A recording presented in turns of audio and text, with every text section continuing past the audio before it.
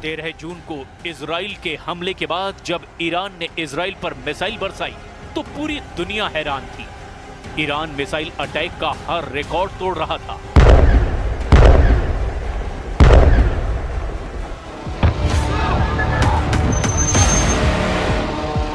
क्या तेल अवीव, क्या हाइफा और क्या इजराइल का डिफेंस सिस्टम, ईरान की मिसाइलों ने इजराइल के हर कवच को भेदा और बता दिया कि जब उसकी मिसाइल फायर होती है तो उन्हें रोकना ना इजराइल के बस की बात है और ना ही अमेरिका के।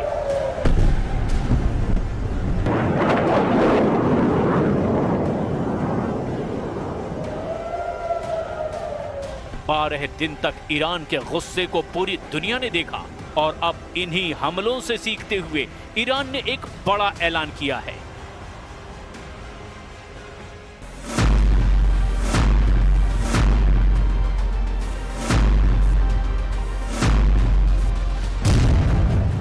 ईरान के रक्षा मंत्री ने कहा कि 12 दिन के युद्ध के बाद ईरान अब डबल ताकत के साथ युद्ध लड़ने के लिए तैयार है। अजीज नासिरजादेह के मुताबिक ईरान की मिसाइल पावर 2 गुना बढ़ा दी गई है। ईरान को लेकर बड़ी खबर इजराइल के मीडिया में भी छप रही है। खबर यह है कि ईरान ने अब दूसरे देशों में हथियार की फैक्ट्री बनानी शुरू कर दी है। हालांकि किस देश में, इसका जिक्र नहीं किया गया।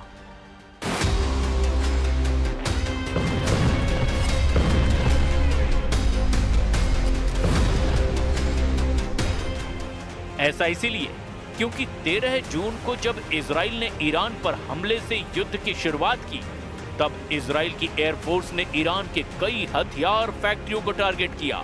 अपने सर्वोच्च नेता खामनेई के ऑर्डर पर ईरान अब ऐसा खतरा और नहीं उठाना चाहता।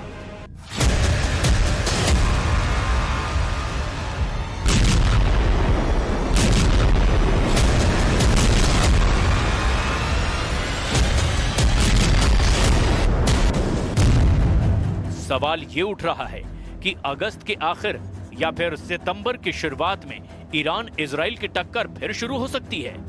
एक तरफ नेतन्याहू गाजा पर चढ़ाई करने जा रहे हैं तो दूसरी तरफ ईरान खुद को नए युद्ध के लिए तैयार कर चुका है।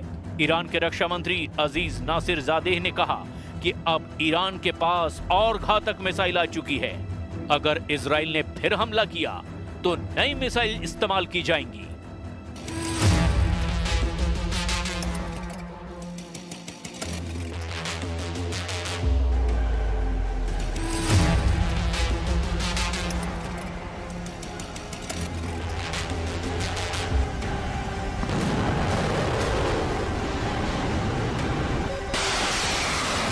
ईरान की असली ताकत उसकी मिसाइल है और इजराइल पर हुए हमलों की कामयाबी को देखते हुए ईरान का फोकस अब मिसाइल उत्पादन पर है।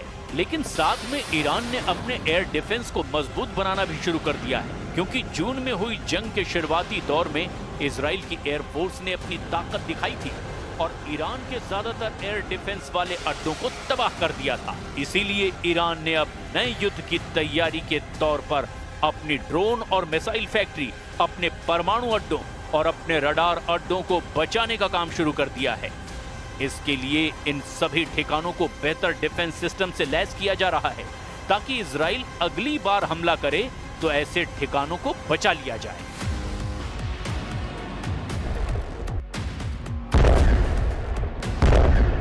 अमेरिका और इजराइल ने स्टेल्थ विमानों का इस्तेमाल करके ईरान के कई ठिकानों को तबाह करने का दावा किया था।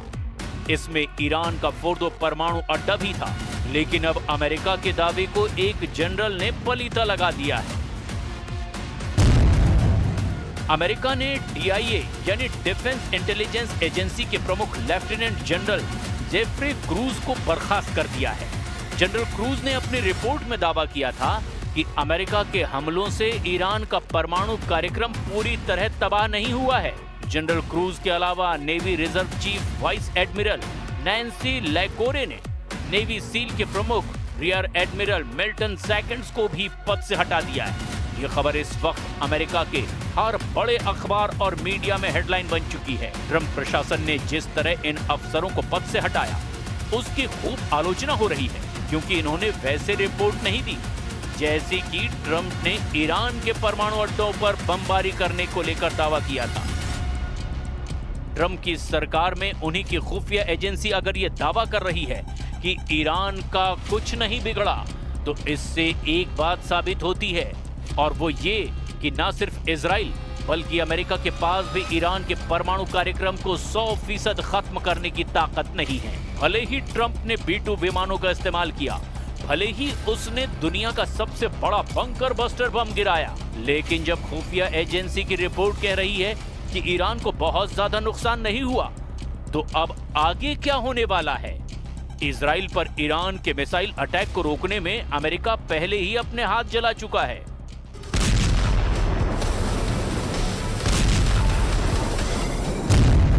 रिपोर्ट है कि इजराइल को ईरान से बचाने के लिए अमेरिका ने जब अपना सबसे बेहतरीन मिसाइल डिफेंस सिस्टम थाड एक्टिव किया, तो ईरान की मिसाइलों को रोकने में थाड का 20% मिसाइल स्टॉक खत्म हो गया। यानी अमेरिका ने जिस मिसाइल डिफेंस सिस्टम को रूस और चीन से बचने के लिए तैयार किया, उसकी 20% मिसाइल तो सिर्फ ईरान को रोकने में इस्तेमाल करनी पड़ी।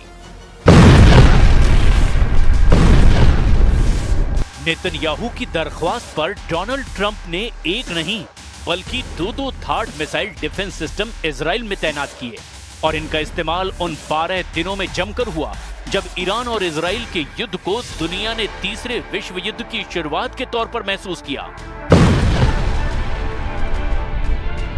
थाड यानी terminal high altitude area defence, ये मिसाइल इंटरसेप्टर यानी मिसाइल रोकने वाला डिफेंस सिस्टम अमेरिका की कंपनी लॉकहीड मार्टिन ने बनाया है।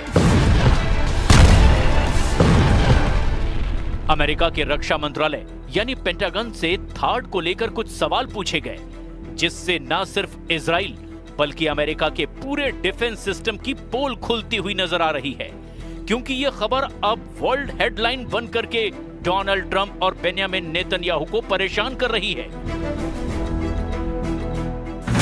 हर जगह छप चुका है कि ईरान की आधुनिक बैलिस्टिक मिसाइलों को रोकने में अमेरिका के थाड सिस्टम को बड़ा झटका लगा है। सिर्फ 12 दिनों में उसका 20% स्टॉक खत्म हो गया है। अब अमेरिका को अपना स्टॉक भरने में 8 साल का वक्त लग सकता है। थाड के इस मिसाइल इंटरसेप्टर की कीमत 106 करोड़ रुपए बताई जाती है। 2024 में अमेरिकी सेना को सिर्फ 11 थाड इंटरसेप्टर मिले थे। 2025 के अंत तक अमेरिका को 12 और थाड इंटरसेप्टर मिलने की उम्मीद है, जबकि 2026 में अमेरिका थाड के लिए 25 से 37 नई मिसाइल बना पाएगा। इसकी लागत बहुत ज्यादा है। थाड के एक मिसाइल इंटरसेप्टर की कीमत 106 करोड़ रुपए बताई जाती है। यह खबर अमेरिका से लेकर इजराइल और यूरोप से लेकर ईरान और चीन की मीडिया में हेडलाइन बन चुकी है। जाहिर है इस खबर ने पेंटागन में हड़कंप मचा दिया है। 12 दिन के युद्ध के दौरान ही अमेरिका ने थाड की इतनी मिसाइल जाया कर दी, जिसके उत्पादन करने में उसे कई साल लग जाएंगे। इन 12 दिनों में युद्ध में ईरान ने इजराइल के ऊपर करीब 600 मिसाइल दागी थी, और उनमें से 50 से 60 मिसाइलें इजराइल में गिरने में कामयाब भी रही। ईरान ने बार बार दावा किया कि उसके हमलों को रोकने में इजराइल पूरी तरह फेल साबित हुआ है, और वो इसीलिए भी क्योंकि तेल अवीव और हाइफा से आई तस्वीरों ने बताया कि ईरान ने जहां टारगेट सेट किया वहां पर उसकी मिसाइल गिरी। एक साथ इतने मिसाइलों का सामना करके दुनिया का कोई भी एयर डिफेंस सिस्टम या मिसाइल डिफेंस सिस्टम क्यों ना हो, वो घुटने के बल बैठने पर मजबूर हो जाएगा। और इजराइल में यही हुआ। ईरान ने 12 दिनों के युद्ध के दौरान बार बार बताया कि उसकी मिसाइल पावर को हल्के में ना लिया जाए। थाड को लेकर अमेरिका में जो रिपोर्ट आई, उस रिपोर्ट में बताया गया कि युद्ध से पहले अमेरिका के पास थाड की 650 मिसाइलों का स्टॉक था, लेकिन इजराइल और ईरान की जंग के दौरान उसको 150 से ज्यादा मिसाइलें फायर करनी पड़ी। रिपोर्ट में यह भी बताया गया कि ईरान ने जब कतर में अमेरिका के मिलिट्री अड्डे पर मिसाइल दागी, तब अमेरिका को अपनी 30 पैट्रियट मिसाइलों को लॉन्च करना पड़ा ताकि वो ईरान के हमलों को नाकाम कर दे, लेकिन उसमें भी वो पूरी तरह कामयाब नहीं हो पाया।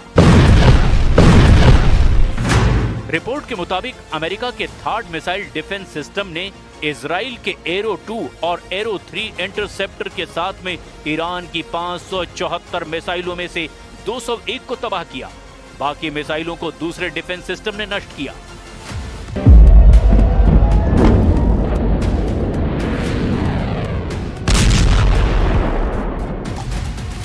ईरान की मिसाइल पूरी तरह फेल नहीं हुई, इसकी गवाही तो तेल अवीव और हाइफा में हुई तबाही भी दे रहे हैं।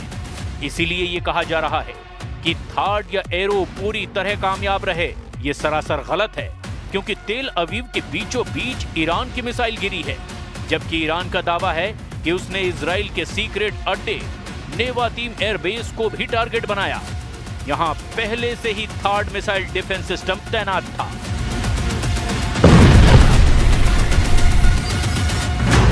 थार्ड 200 किलोमीटर की दूरी तक दुश्मन के किसी भी मिसाइल को मार सकता है। ये 150 किलोमीटर की ऊंचाई तक किसी भी मिसाइल को इंटरसेप्ट कर सकता है। अमेरिका के पास थार्ड की 7 बैटरियां हैं।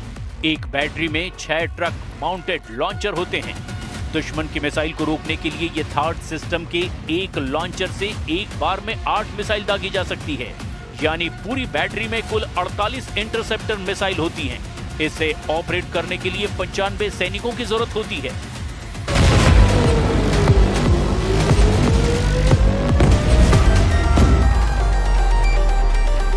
इजराइल में ऐसे 2-2 सिस्टम तैनात रहे, लेकिन क्या ये काफी साबित हुए?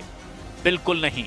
हाइफा और तेल अवीव में गिरती हुई मिसाइलों ने बताया कि ईरान एक बार में सैकड़ों मिसाइल फायर करने की ताकत रखता है और उनको रोकना ना इजराइल के बस की बात है और ना ही अमेरिका इसमें 100% कामयाब रहा। और अब ईरान ने अपनी मिसाइल पावर को 2 गुना करने का ऐलान किया है। ऐसे में समझा जा सकता है कि नया युद्ध हुआ या फिर जंग फिर शुरू हुई तो अमेरिका और इजराइल को ईरान से कैसे टक्कर मिलेगी।